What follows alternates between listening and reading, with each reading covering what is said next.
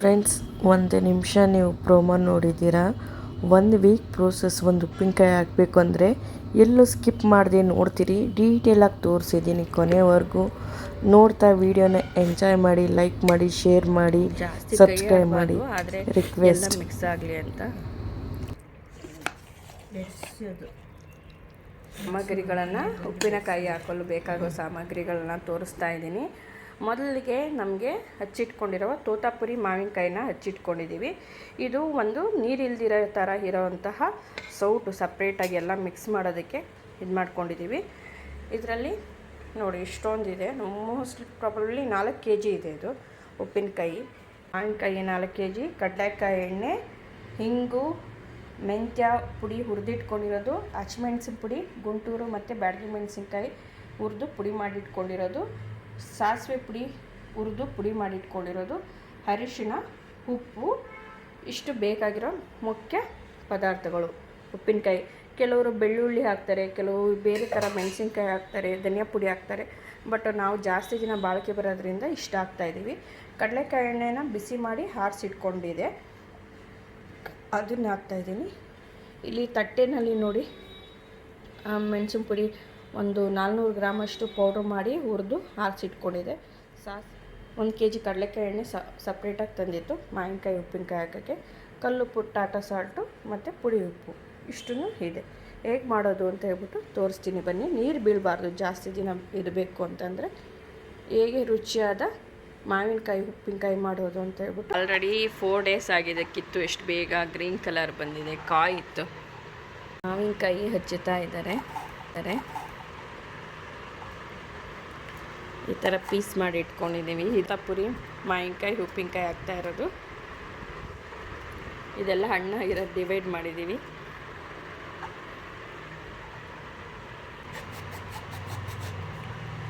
ಮಾವಿನಕಾಯಿ ಹಚ್ಚುತ್ತಾ ಇದ್ದಾರೆ. ಇಲ್ಲಿ ಪೀಸ್ ಆಗಿದೆ, ಇಲ್ಲಿ ವಾಟೆ ತಿದ್ದಿದೆ.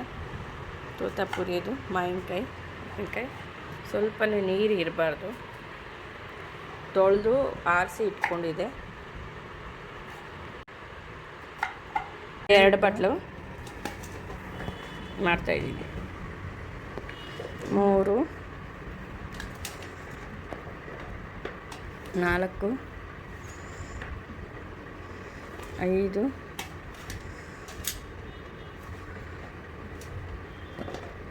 6, 2 kg ಆಗುತ್ತೆ. 6, 7,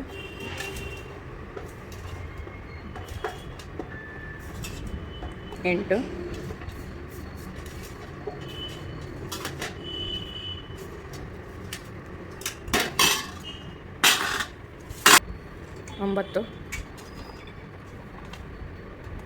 9, 10,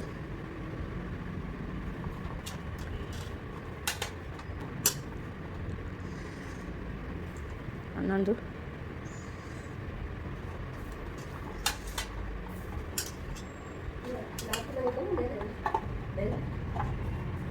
12 ಅಷ್ಟೇ. ಉಪ್ಪು ಬೆರೆಸ್ತಾ ಇದ್ದೀವಿ. ಇದು ಟಾಟಾ ಸಾಲ್ಟು ಉಪ್ಪು. ನಾವು ಪುಡಿ ಬೆರೆಸ್ತಾ ಇದ್ದೀವಿ ಬೇಗ ಮೆಲ್ಟ್ ಆಗಲಿ ಅಂತ. ಹಾಕಿ.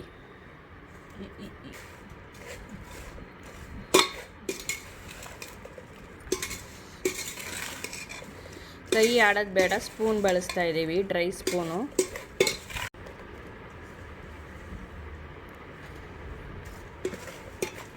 ಸ್ವಲ್ಪ ಮಾವಿನಕಾಯಿ ಸ್ವಲ್ಪ ಉಪ್ಪು ಹಾಕ್ಕೊಂಡು ಬೆರೆಸ್ತಾ ಇದ್ದೀವಿ.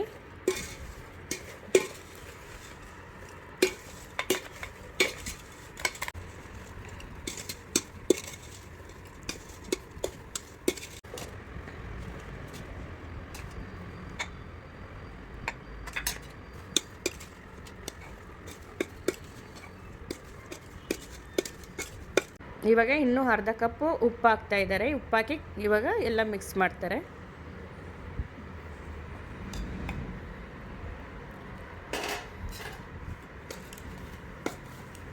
ಇದು ತೋತಾಪುರಿ ಹಾಕ್ತಾ ಇರೋದ್ರಿಂದ ಜಾಸ್ತಿ ಇದು ಹುಳಿ ಇಲ್ಲ, ಆದ್ದರಿಂದ ನಾವು ಉಪ್ಪು ಕಮ್ಮಿ ಹಾಕ್ತಿದ್ದೀವಿ. ಹುಳಿ ಇರೋವಂಥ ಮಾವಿನಕಾಯಿ ಆದರೆ ಜಾಸ್ತಿ ಉಪ್ಪು ಎಳ್ಕೊಳ್ಳುತ್ತೆ.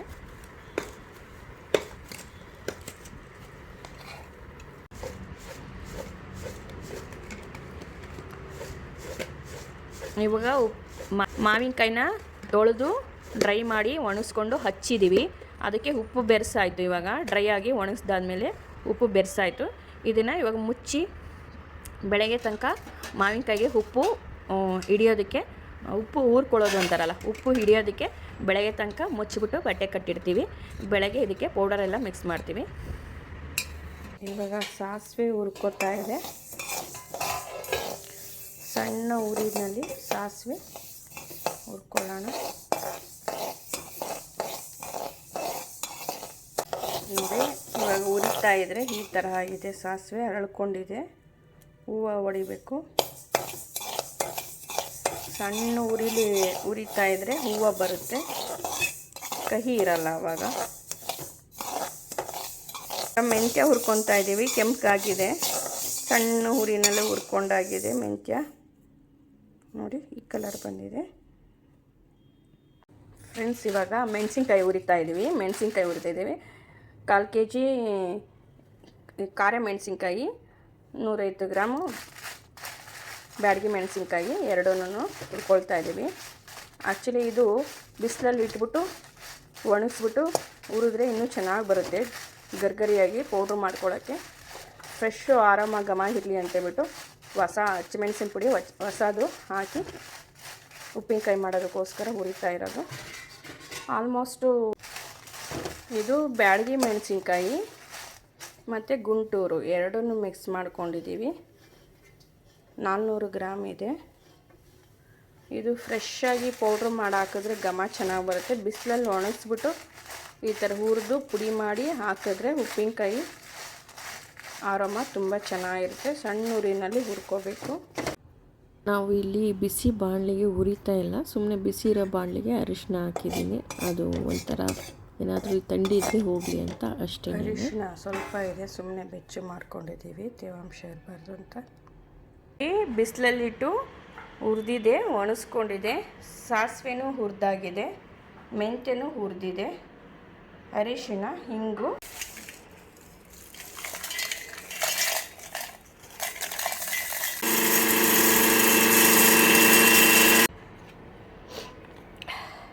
ಹಸಿಮೆಣಸಿನ ಪುಡಿ. ನೋಡಿ ಕಲರ್ ಹೇಗೆ ಬಂದಿದೆ. ಬ್ಯಾಡಗಿ ಮತ್ತು ಗುಂಟೂರು ರುಬ್ಬಿಟ್ಕೊಂಡಿರೋದು ಸೂಪರಾಗಿದೆ.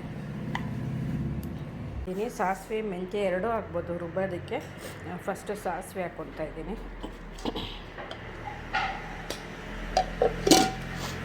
ಹಾಕ್ಕೊಂಡಿದ್ದೀನಿ ಪೌಡ್ರ್ ಮಾಡ್ಕೊಳ್ಳೋಕ್ಕೆ.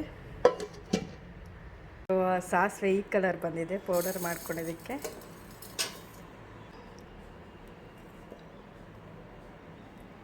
ಎಷ್ಟು ಚೆನ್ನಾಗಿದೆ, ಘಮ ಅಂತೂ ಆರಾಮ ಸೂಪರ್ವಾಗಿದೆ.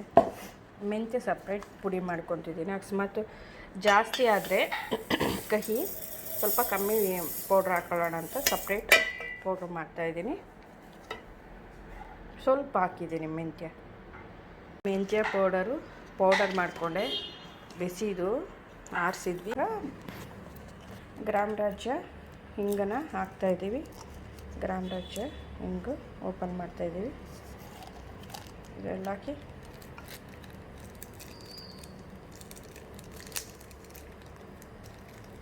ಇಷ್ಟಿದೆ, ಇಷ್ಟು ಹಾಕ್ತಾಯಿದ್ದೀವಿ.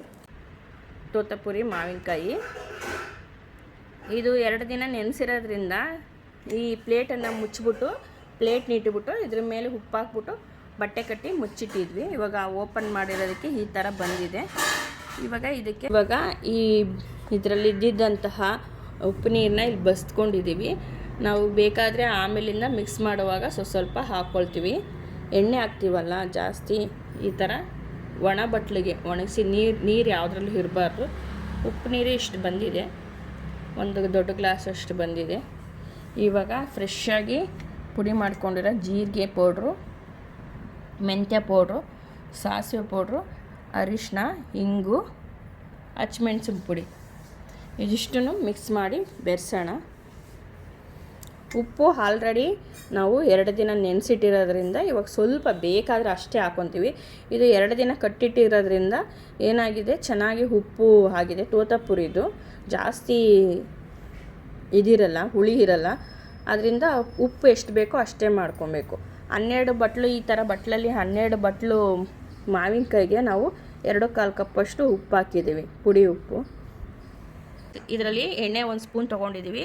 ಇದಕ್ಕೆ ಕಾಯ್ದಿರೋ ಎಣ್ಣೆಗೆ ಹಿಂಗೆ ಹಾಕ್ತಾಯಿದ್ದೀವಿ. ಹಿಂಗೆ ಹಾಕಾಯಿತು. ಇದು ಸ್ವಲ್ಪ ಒಂದು 5 ನಿಮಿಷ ಹಿಂಗಿನ ಫ್ಲೇವರು ಎಣ್ಣೆಲಿ ಬಿಟ್ಕೊಳ್ಳಿ.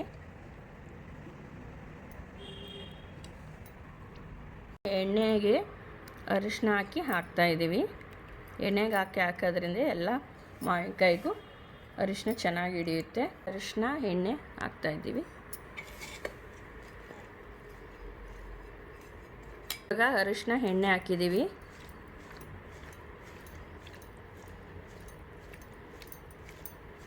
ಇದು ಸಾಸಿವೆ ಪೌಡರ್ ಹಾಕ್ತಾಯಿದ್ದೀವಿ. ಸಾಸಿವೆನ ಹುರಿದಿಟ್ಕೊಂಡು ಪುಡಿ ಮಾಡಿ ಇಟ್ಕೊಂಡಿರೋ ಪೌಡ್ರ್ ಹಾಕ್ತಾಯಿದೆ. ಆ್ಯಕ್ಚುಲಿ ಇದು ತರ್ತರಿಯಾಗಿ ಹುರಿದು ಇಟ್ಕೊಂಡ್ರೇ ಚೆನ್ನಾಗಿರೋದು, ತುಂಬ ಪೌಡ್ರ್ ಆದರೆ ಚೆನ್ನಾಗಿರೋದಿಲ್ಲ. ಸಾಸಿವೆ ಅರ್ಧಂಬರ್ಧಾದರೆ ಒಗ್ಗರಣೆ ಹಾಕೋಬಲ್ಲು ಅದೇ ಸಿಗ್ತಾ ಇರುತ್ತೆ. ನಾವು ಇವಾಗ ಇದು 1 ಕಪ್ಪು ಸಾಸಿವೆ ಪುಡಿ ಹಾಕ್ತಾಯಿದ್ದೀವಿ. ಇದರಲ್ಲಿ ಮೆಂತ್ಯ ಪುಡಿ ಇದೆ, ಹಿಡ್ಕೊಮ್ಮ. ಇದರಿಂದ 1 ಸ್ಪೂನು, 1.5 ಸ್ಪೂನ್ ಅಷ್ಟೇ ಸಾಕು. ನಾವು ಜಾಸ್ತಿ ಪೌಡರ್ ಮಾಡ್ಕೊಂಡಿದ್ದೀವಿ. ಆದ್ಮೇಲೆ ಬೇಡ ಅಷ್ಟೊಂದು ಹಾಕ್ಬೇಡ್ರಿ, ಕಹಿ ಬರುತ್ತೆ ಅದು ಜಾಸ್ತಿ. ಯಾಕೆ ಅಂತಂದರೆ ನಾವು ಪೌಡ್ರ್ ಏನಕ್ಕಾದ್ರೂ ಮನೆಗೆ ಎಕ್ಸ್ಟ್ರಾ ಪೌಡ್ರ್ ಮಾಡಿ ಇಟ್ಕೊಂಡಿದ್ರೆ ಏನೂ ಆಗೋಲ್ಲ. ಹುರಿದು ಪೌಡ್ರ್ ಮಾಡಿ ಇಟ್ಕೊಂಡ್ರೆ ಯೂಸ್ ಆಗುತ್ತೆ. ಇನ್ನೂ 1/2 ಸ್ಪೂನು ಮೆಂತ್ಯ ಪೌಡ್ರ್ ಹಾಕ್ತಾಯಿದ್ದಾರೆ. ಒಟ್ಟು 2 ಸ್ಪೂನು ಮೆಂತ್ಯ ಪೌಡ್ರ್ ಹಾಕಿದ್ದೀವಿ. ಜಾಸ್ತಿ ಹಾಕೋದು ಬೇಡ, ಜಾಸ್ತಿ ಹಾಕಿದ್ರೆ ತುಂಬ ಕಹಿ ಆಗುತ್ತೆ ಮೆಂತ್ಯ ಪೌಡರ್. ಜೀರಿಗೆ ಪುಡಿ ಹಾಕಿ ಈಗ 3 ಸ್ಪೂನು ಕಲಿಸ್ತಾ ಇದ್ದಾರೆ.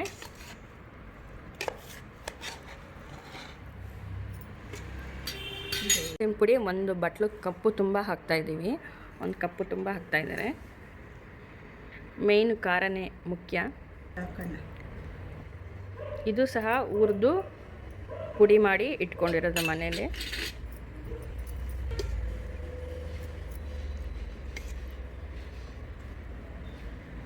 ಫ್ರೆಂಡ್ಸ್, ಇವಾಗ ಕಾಯಿ ಸಾರಿಸಿರೋದು 5 ಕಪ್ ಎಣ್ಣೆ ಹಾಕಿದ್ವಿ. ಹಾಕಿ ಎಣ್ಣೆ ಹಾಕಿ 5 ಕಪ್ ಎಣ್ಣೆ ಹಾಕಿದಾಯಿತು.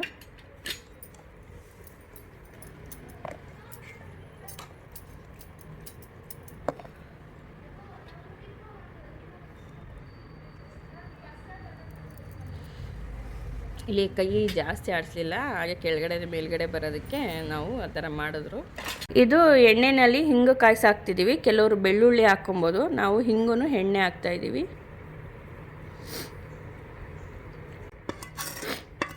ಬಿಸಿ ಎಣ್ಣೆಯಲ್ಲಿ ಹಿಂಗೆ ಹಾಕ್ಬಿಟ್ಟು ಹಾಕ್ತಾಯಿದ್ದೀವಿ.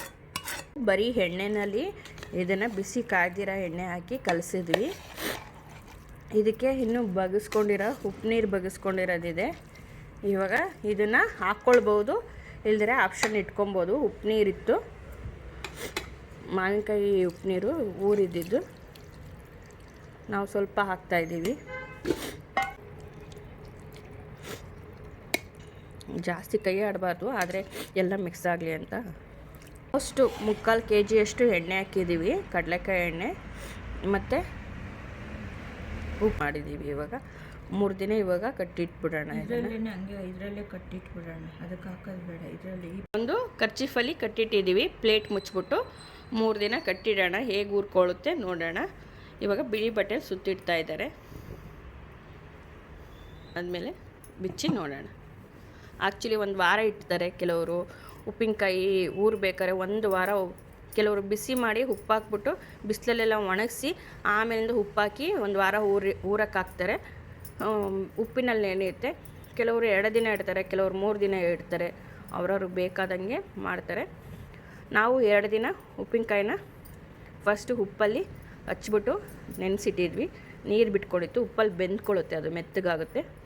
ಅದಾದಮೇಲೆ ಇವತ್ತು ಮಸಾಲೆ ಖಾರ ಎಲ್ಲ ಹಾಕಿ ಎಣ್ಣೆ ಎಲ್ಲ ಹಾಕಿ ಕಟ್ಟಿ ಮುಚ್ಚಿಡ್ತಾ ಇದ್ದೀವಿ. 3 ಡೇಸ್ ಆದಮೇಲೆ ಉಪ್ಪಿನಕಾಯಿನ ಓಪನ್ ಮಾಡಿ ನೋಡೋಣ. ಗಾಜಿನ ಪಿಂಗಾಣಿ, ಗಾಜಿನದು ಜಾರು ಕೊಂಡು ಹಾಕಿದ್ರೆ ತುಂಬ ಒಳ್ಳೆಯದು, ಚೆನ್ನಾಗಿ ಬರುತ್ತೆ. ಆಮೇಲಿಂದ ಎಷ್ಟು ದಿನ ಆದರೂ ಗಾಜಿನ ಜಾಡಲ್ಲಿ ಇಟ್ಕೊಂಡು ಬಳಸ್ಕೊಬಹುದು. ಅರ್ಧ kg ಎಣ್ಣೆ ಹಾಕಿದ್ದಕ್ಕೆ ಈ ಥರ ಬಂದಿದೆ. ಮೇಲೆ ಎಲ್ಲ ಬಿಟ್ಕೊಂಡಿತ್ತು ಎಣ್ಣೆ.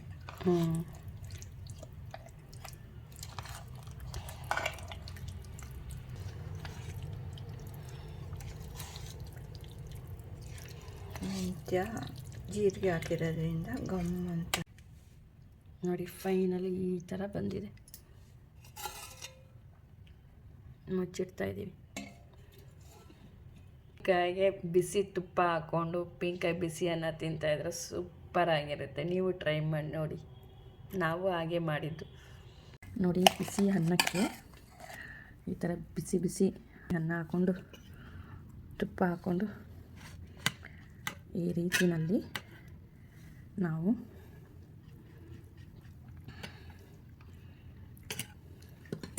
ನೆಕ್ಸ್ಟ್ ಹೊಸ ಉಪ್ಪಿನಕಾಯಿ ಟೇಸ್ಟ್ ತುಪ್ಪ ಹಾಕ್ಬಿಟ್ಟು ತಿನ್ನೋಣ.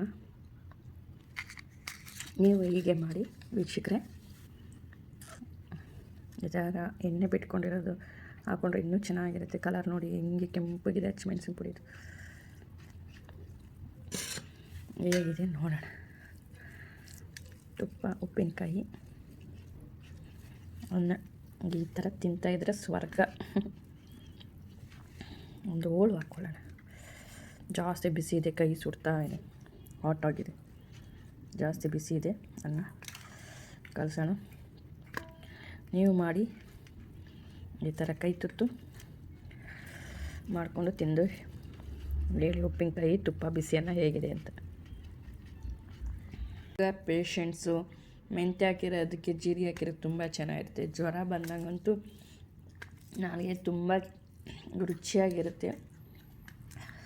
ನಾಲಿಗೆ ಬರೀ ಉಪ್ಪಿನಕಾಯಿ ತಿಂದ್ರೇ ಅಷ್ಟೇ, ಬಾಯಲ್ಲಿ ಉಪ್ಪು ನೀರು ಎಲ್ಲ ಆರಾಮ ತುಂಬ ಚೆನ್ನಾಗಿ ಬರ್ತಾ ಇದೆ.